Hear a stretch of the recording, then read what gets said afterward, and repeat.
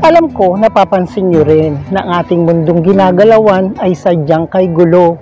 Minsan, pati pag-iisip natin ay sadyang napakagulo rin. At ang ating kapaligirang ginagalawan ay napakagulo na rin.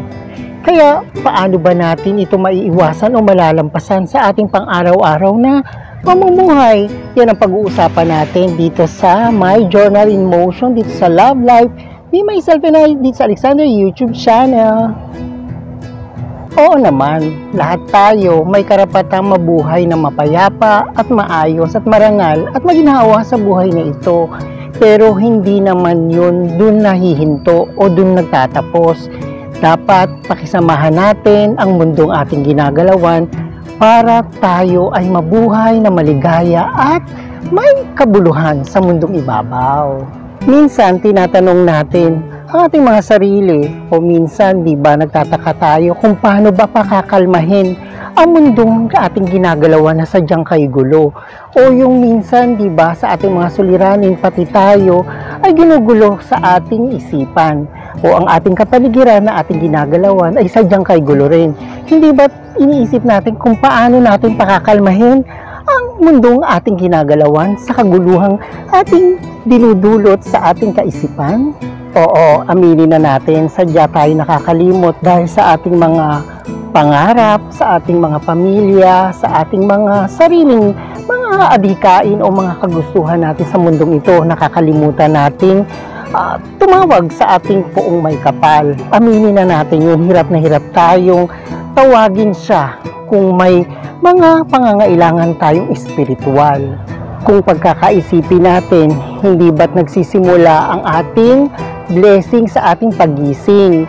Hindi ba't binibigyan pa tayo ng pagkakataon para itama ang lahat? O matupad pa rin ang ating mga kagustuhan na pangarap sa buhay na ito? Dumarating ang katanghalian para ito ay maisagawa o maisakatuparan natin ang mga bagay na gusto natin pang gawin. At darating ang pamamahinga o yung tinatawag nating gabi para pasalamatan ang ating mga ginawa sa ating pang-araw-araw na ginagawang mga gusto natin sa ating buhay, yung mga pangarap o yung ating mga kagustuhan pa sa ating sarili. Kaya ayun, parati nating isa sa isip na ang pasasalamat ay nagsisimula sa umaga at magtatapos sa gabi dahil nagawa natin ang mga bagay na gusto natin sa ating pangsarili. Pero pagkakaisipin natin na ang Diyos ang lumikha sa atin at siya rin ang ating malalapitan sa oras ng kagipitan o ng kaguluhan, tawagin lamang natin siya kasi siya ang lumikha sa atin.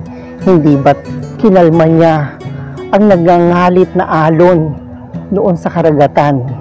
Kaya sa buhay nating ito, pakakalmahin niya pa rin ang mga suliranin o kaguluhang mga nagdaraan sa ating buhay, sa ating pang-araw-araw.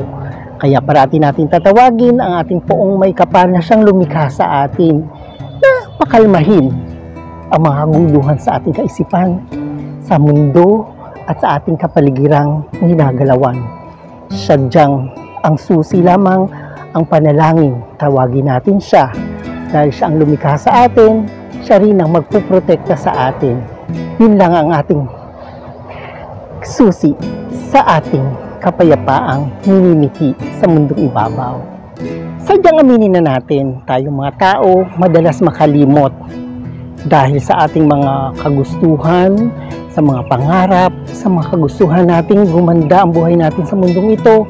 Nakakalimutan natin na tawagin ang ating poong lumikha sa atin, lalo na ngayong sa darating na Kwaresma, tayo'y magbalik loob sa kanyang piling dahil yun lang naman ang gusto niya, ang mabuhay tayo dito nang kasama siya sa pang-araw-araw nating pamumuhay.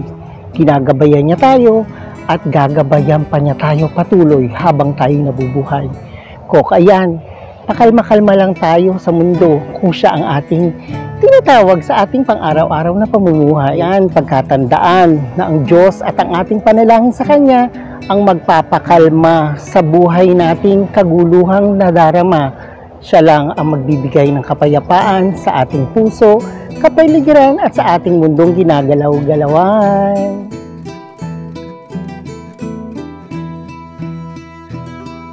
O ayan, wala na naman akong yaman na maibibigay sa inyo, pero meron akong munting kaalaman na isa inyo ay maishishare para kahit paano naman ang ating buhay ay gumaan-gaan-gaan. Thank you for watching and please subscribe to my YouTube channel and please share and like my video. And thank you for watching and God bless!